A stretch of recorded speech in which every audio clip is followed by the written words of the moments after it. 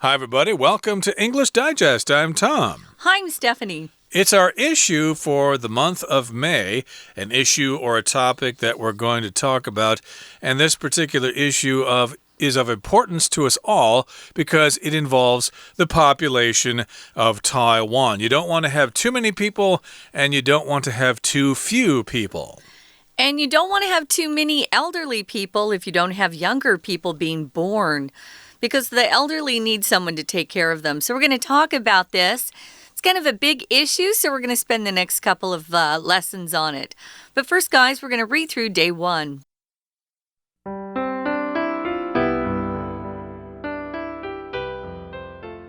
It's no secret that people in Taiwan are having fewer babies than ever before. In fact, 2020 saw negative population growth for the first time, with around 10,000 fewer births than deaths. If birth rates don't rise, the country faces a future with shrinking populations and a disproportionate number of elderly people. However, this isn't the first time Taiwan has faced trouble with its fertility rate. This matter has presented challenges since the mid-20th century. During the 1950s, the government promoted more births, and the country experienced a baby boom. The total fertility rate, TFR, measured by average births for a childbearing woman, hit a staggering high of 7 in 1951 and was still robust at 4.5 by 1966. Much of the reason for this was parents' experiences of high child mortality rates during their early lives, along with the traditional Chinese belief that having many descendants was a moral triumph. However, as Taiwan's expanding population began consuming more and more resources, the government realized it may have bitten off more than it could chew. To slow population growth, it began endorsing family planning and contraception with the slogan, "One child is never too few, 2 is just enough," used to urge families to have fewer children. The campaign worked, and the TFR continued to drop until it fell below the replacement rate of 2 in the mid-1980s. As births kept decreasing, though, the government faced a new problem, one of an aging population. Officials began encouraging more births again in the late 1990s, but the number has only continued to decline, and it doesn't seem the trend will be reversed anytime soon.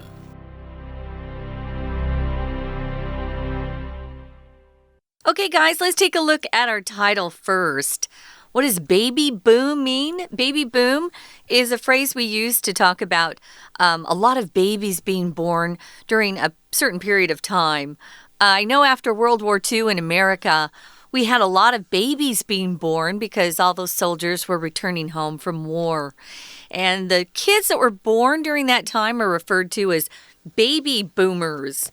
Perhaps you've seen that or heard that phrase before. Now, baby bust means, of course, the opposite. You're not having enough babies being born. You'll talk about sometimes how the market is going bust. Bust is not good. It's bad. It's like you've broken something. And then Taiwan's dilemma. Dilemma is actually one of our vocabulary words. A dilemma is a situation where a difficult choice has to be made, and usually there are at least 1 or 2, 3, 4 options, and they're all kind of bad. So you're in kind of a no-win situation sort of thing. So a dilemma. Dilemma is, a lot of us face dilemmas in life, where you're forced to make a tough decision, but it's not an easy one to make. So let's get started. It's no secret that we're talking about Taiwan's fertility rate. We're going to talk about that for the next 2 days. Fertility just means the ability to reproduce, whether you're an animal or a human or a plant. But here, when you're talking about fertility, it usually refers to how many children one woman has at a time or during her lifespan. We'll talk more about that in a minute. Right. So again, fertility does refer to a woman's ability to produce children, but also it refers to how the land can produce vegetation and crops and stuff like that. And such land is described as being fertile if you can grow a lot of food. But this one is talking about women bearing children. They're the ones who have to do that. So we always talk about fertility in terms of how many babies women have. So here in the first paragraph, it says, it's no secret that people in Taiwan are having fewer babies than ever before. Now, be careful with this word fewer here because that is used with countable nouns. Fewer people, fewer babies, fewer apples, etc. A lot of times people say less. And even though that is incorrect, it is very common. You will often hear people say they're having less babies than before. That's actually wrong, but I'm just telling you that a lot of people will say it that way, even though it's wrong. But the correct thing to say is fewer babies. Right. So less is used with non-count nouns like I have less bread in my house than I had, 2 days ago. Or I have less water, less hot water than I used to in my apartment. So remember, less is non-count and fewer is countable. And you'll hear Americans or even native speakers from any English-speaking country actually confuse those two sometimes. So try to see if you can memorize it and do better than the native speakers. We mix that up sometimes. You'll see that or hear it. So it's no secret. So in fact, it says in 2020, we saw a negative population growth here in Taiwan for the first time.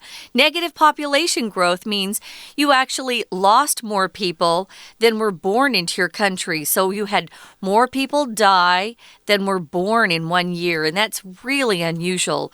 It's actually not a good thing. So if birth rates don't rise, the country faces a future with shrinking populations and a disproportionate number of elderly people. I kind of mentioned that at the beginning. Well, this is a shrinking population, the number of people who live here. And if something's disproportionate, it means some numbers are out of whack. They're not in balance. So here we're saying we need a better balance of births to deaths than we had in 2020. We had too few births and we had too many people die. So yeah, we don't want to get into this negative population growth year after year. It really puts the country into a bad situation. Yeah, proportionate would be a ratio of 1 to 1, but disproportionate means one is higher than the other, like a ratio of 2 to 1, etc. Like the university I went to had a disproportionate number of female students to male students. So for the male students, of course, it was a paradise. There were more girls than guys, so it was easy to get dates and stuff like that. But the women probably hated it. It was harder to get a boyfriend for the girls. Right, so that's why girls should go to technical universities. Because lots of guys go there for engineering degrees. True. And you'll have a disproportionate number of male students to female students in such a situation. But yeah, we've got a disproportionate number of elderly people, more old people than young people. However, this isn't the first time Taiwan has faced trouble with its fertility rate. Again, that's how many babies women are having, and this matter has presented challenges since the mid-20th century. It's kind of gone back and forth here in Taiwan. Sometimes they had too few people, sometimes they had too many, sometimes they had to lower the number, sometimes they had to make the number higher, etc. We're going to find this out in the next paragraph. Now, during the 1950s, the government promoted more births. They were encouraging citizens to have more children. And the country experienced a baby boom. Here's that phrase, baby boom. The total fertility rate, and it's got an acronym, TFR, is measured by average births per childbearing woman. So if a woman has, say, 2.1 children, of course, this is just I guess figurative because you can't really have 2.1 kids.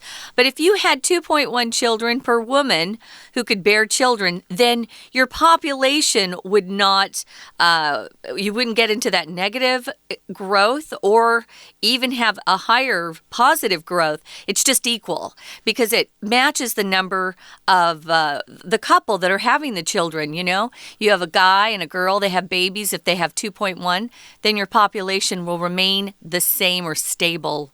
Yeah, the replacement rate, you would think it would be 2.0, you know, 2 kids for daddy and mommy, but actually the number is 2.1 for some reason. I kind of forgot exactly why it was slightly higher, I guess because of infant mortality or something like that. But in any case, that is the replacement rate. And yes, during the 1950s, the government promoted more births and the country experienced a baby boom.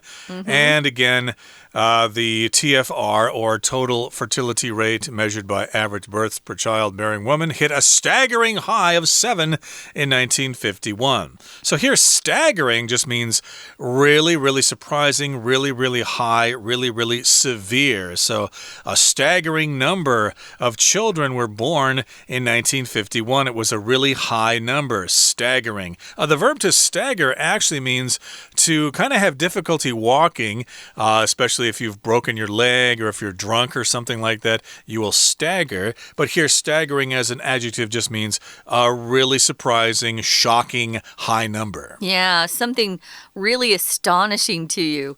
So that is 7 kids per woman there. And then it was still a robust 4.5 by the time 1966 rolled around. Robust means just really healthy, growing strong. So much of the reason for this was parents' experiences of high child mortality rates during their early lives. A lot of kids were dying before they even got to be teens. They were dying quite frequently, actually. We've gotten much better at keeping children alive in modern day, of course, with all the medicine that we have. Mortality is just the state of being alive and also having the expectation of death. So if someone's mortal, and I know some of our listeners know this word from video games, like Mortal Kombat. Mortal means they're living, but they're able to be killed at the same time. If you're immortal, you might be a vampire or a ghost. So it's impossible to kill people who are immortal. So mortal, we're all live human beings, and someday we all will pass away. So mortality is just that state of being alive and being able to die someday. Well, that high child mortality rates were pretty much just blamed on the kids not being able to stay alive too long. So they had to make sure some of their kids stayed alive long enough to take care of them as they got older. So there also was the traditional Chinese belief here that having many descendants was a moral triumph. Descendants are people that you produce yourself. So I'm a descendant of my parents, and my parents come from my grandparents. Your descendants are those people that you leave behind that you actually had yourself. So yeah, we're all descended from somebody. And then if you talk about a triumph, it's just a victory. It was a moral victory. So I guess in the Chinese belief system, there was this feeling that if you had a lot of children, that was a good thing and you were being blessed and you wanted to show off all your kids to your friends. Yep, it was a victory. It was a triumph. You really could impress your friends being such a macho man. Okay, that brings us to the midway point in our lesson for today. It's time to take a break, but stay tuned. We'll be right back. 听众朋友大家好，我是安娜。我们今天跟明天这个文章稍微严肃一点点，因为要带大家来看一个台湾有一点严重的问题，它就出现在我们的标题 From Baby Boom to Baby Bust。 Boom 就是一下很多嘛，所以从婴儿潮到 Baby Bust。Bust 本来是使什么失败的意思，所以在这里指的就是呢，都没有人要生小孩，这个出生率太低。那么后面有一个 dilemma 指的是两难，而最后面的 fertility 指的就是生育力的意思。在第一段当中的第一句啊，我们看到一个虚主词开头 it 开头的句子， it 虚主词，而真主词从 that 一直到句尾的地方。这也不是什么 secret， 我们大家都知道台湾的人口已经比较少了，所以人口的负成长 negative population growth。不过在这句话当中，逗点之后有一个介系词 with， 这一篇文章会出现很多次的 with 可以表示附带状况啦，也可以表示原因啦，那么我们都可以从文意当中去做一个判断。在这里这句话当中指的是一个附带状况，附带什么呢？除了2020年首次出现人口的负成长之外，附带的状况是，也就是出生人数比死亡人数少了差不多1万人。那么如果生育率不提高的话，在第三句当中我们看到出生率 birth rate， 出生率往上走，这个动作叫做 rise。 如果生育率不往上走，那么国家就会面临人口减少 shrinking population， shrink 就是缩水，还有老年人数不成比例。这个所谓不成比例的形容词叫做disproportionate。 好，在第三句当中也有一个介系词哦 with， 在这里根据上下文的文意推断，大概也是附带的一个情况。我们面临一个什么样的未来呢？就是这个未来附带的就是人口很少，老年人的比例特别的多。好，又来一个转折，然而这也不是台湾第一次面临生育率的问题，因为其实从20世纪中期就一直有这样子一个挑战。在第四句当中还有一个 with， 这个 with 呢则是跟着前面的 trouble， have trouble with something， with 后面通常就会提到这个问题是什么什么，所以是表示原因。接下来我们来看一下第二段咯，因为接着上一段当中提到20世纪中，所以在1950年代的时候，政府其实当时推动了很多的生育，然后国家经历了一段的 baby boom， 所谓的婴儿潮。那么这样子的婴儿潮到底是有多少呢？我们在第二段的第二句看到一个专有名词叫做 TFR Total Fertility Rate，Total Fertility Rate， 这是所谓的总生育率。总生育率是怎么样算出来的呢？第二句当中有一个简化的关系子句，从 measured 逗点之后 measured 到句尾 measured， 逗点跟逗点当中少的是 measure 前面 which was，省略掉，所以它是一个简化的关系子句。那个所谓的 TFR 呢，基本上就是由每名育龄妇女的平均的出生数，出生数呢就是表示她生多少的 baby， 那么算了之后，在1950年每个平均都可以生7个。到了1966的时候还稳定保持在大概 4.5 左右，所以这是相当高的一个出生率哦。不过呢，会造成什么样的这个原因呢？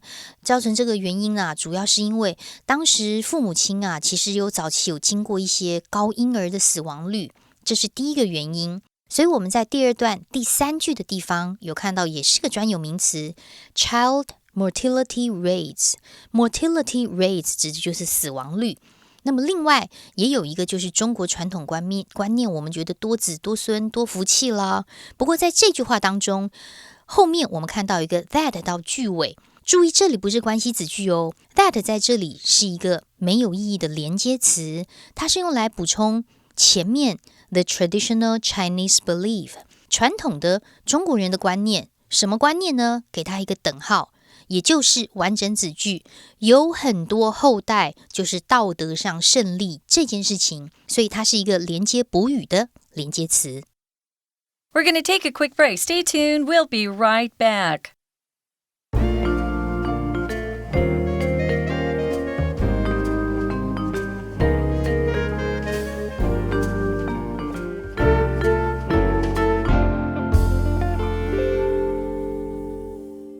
Okay, welcome back. Let's continue talking about Taiwan's baby boom or Taiwan's baby bust, whatever the case may be. I think right now we're having a baby bust. I think we are. But in the 1950s here it says that there was a baby boom in Taiwan. The Let's see, the total fertility rate was 7 in 1951, and it was still strong in 1966 at the rate of 4.5. And as we know now, of course, the rate has gone below 0. Below 2, because there were 10,000 fewer births in Taiwan last year than there were deaths. Now, let's continue now with the third paragraph here. It says, however, as Taiwan's expanding population began consuming more and more resources, the government realized it may have bitten off more than it could chew. So here we've got the verb to expand. That just means to increase in size or number. To me, it's more about size of something. Like the hospital used to be very small, but now it has expanded and it is quite huge. It's very large, and the population expanded, but the more people you have, the more resources they consume. So they were eating lots of food and drinking lots of water and using lots of electricity, and the government said, hey, hold the phone. That's overdoing it. That's too much. Hold the phone just means stop. Stop. Hold the phone. Stop whatever you're doing. That's a cute one. So here is another idiom, guys, that we often use. If you bite off more than you can chew, what does that mean? Well, think about it. If you bite off more than your mouth can contain, it means you're not able to really chew and swallow like you should. So if you bite off more than you can chew, you probably are tackling something that is too big for you to handle. You need more help. So they're saying that the government really didn't have the resources for all these children that were being born at the time. So they wanted to try and slow population growth. And it began endorsing family planning and contraception. So if you endorse something, usually it's somebody that comes out and says to the public, oh, I support this idea, or I support this athlete, or I support this product. You're telling people publicly that you approve of something or you support something. And here they were supporting family planning, meaning you have a plan, you get married, and you don't just, start having kids immediately. Maybe you decide that you want to get your home set up first, and maybe you want to get some more education before you have kids. Contraception, of course, would be birth control, which I think is really part of just life nowadays. Everybody is definitely thinking about when and how many kids they want. And they had this slogan that they came out with. A slogan is a short phrase. Usually we use these in advertising to get people excited about a product or to remind people your product has some sort of characteristic that you think is great. The one that's most famous for a lot of people is just Nike's, just do it. Just get out there and do it. Don't sit and think about how you should exercise. Just get out there. Go. So a slogan, of course, was being used by the government, and it was one child is never too few, and 2 is just enough. I think there's this feeling, at least in Chinese, the Chinese belief system, that as long as you keep saying something, people start to believe it. But you see that even in today with our media. They'll just say the same thing again and again, and we're all just supposed to believe whatever they say. So I guess repeating things actually is successful in a lot of ways. Now, I don't know what the original Chinese of this slogan is or was, but the phrase in English goes, one child is never too few, 2 is just enough. So, yeah, you can have one child, but it would be better to have 2 children. That's what that means. I think there also was a slogan in the mainland when they were trying to control their population. You better have one child only. I think that's how it was translated. You better just English. Have one or we'll kill you. Yeah. Something like that. Yeah, be careful there. But in any case here, yes, one child is never too few, but 2 is just enough. So, yeah, go for 2 children. And that phrase or that slogan was used to urge families to have fewer children. If you urge someone to do something, you encourage them, you want them to do that, and you constantly tell them that that's the best thing to do. So, yes, the government was urging people to have fewer children. Okay, so yeah, it's better to have 1 or 2, don't have too many. Don't have 4 or 7. Yeah, so they were continuing to try to get the population or their citizens to go along with this and start reducing the number of children that they were having. So the campaign worked. It was a campaign. We have campaign in politics, of course, but we also have advertising campaigns. They're sort of the same thing. They're just trying to persuade you or talk you into doing something. So the TFR continued to drop, though, until it fell below the replacement rate of 2 or 2.1. That's what it is officially in the mid-1980s. So as births kept decreasing, though, going down, the government faced a new problem. See, here we go. One of an aging population. Maybe if they just left us alone, we would, come to a happy medium. But now we don't have enough of these little kids being born because we've got to have someone to take care of that senior population that usually needs a lot of care as, their bodies start to break down and their minds start to go. They start forgetting things, of course. Yeah, and a lot of people who are thinking about kids will realize that, hey, my child is probably going to have to pay a lot of taxes to afford to take care of all these old people. So that might discourage people from having children in the future. But again, here we've got this new problem with the aging population, and this is kind of going on all over the world. In China, Japan, even the United States has that problem. And officials began encouraging more births again in the late 1990s, but the number has only continued to decline. Okay, so yes, indeed, they were encouraging or urging people to have more babies in the late 1990s.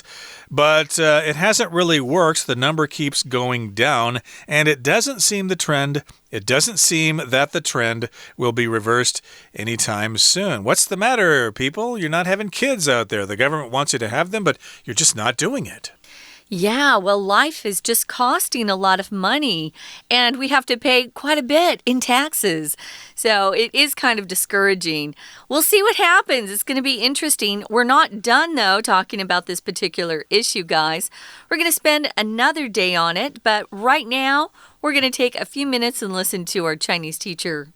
当然我们知道就是生太多小孩也是个问题啦，所以接下来第3段，当时随着台湾人口的增长，就消耗越来越多的资源，所以台湾政府有意识到这样子的一个问题，就想要开始解决问题。那么当时为了要缓和人口的成长，政府就开始有一些支持性的这种生育计划啦。我们看到在第3段第2句的地方 family planning 就是计划性的生育，甚至 contraception避孕的措施，还有用一个 slogan， 又出现了一个 with。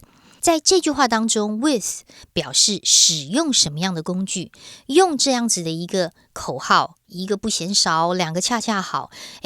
后来小孩子真的就慢慢越生越少， TFR 持续下降。那么人口现在持续减少，政府又有问题，就是人口高龄化，所以接下来我们还是要看一下，到底怎么样来鼓励更多的生育呢？这种趋势似乎没有办法很快的改变，我们明天还会针对这个 issue 来做更多的讨论哦。以上是今天的课程，我是安娜，我们明天见。That is it for today, everybody. But this is a pretty important topic, and there are other things to talk about. So we'll continue talking about it next time in our next program. So please join us then. From all of us here at English Digest, I'm Tom. I'm Stephanie. Goodbye. Bye.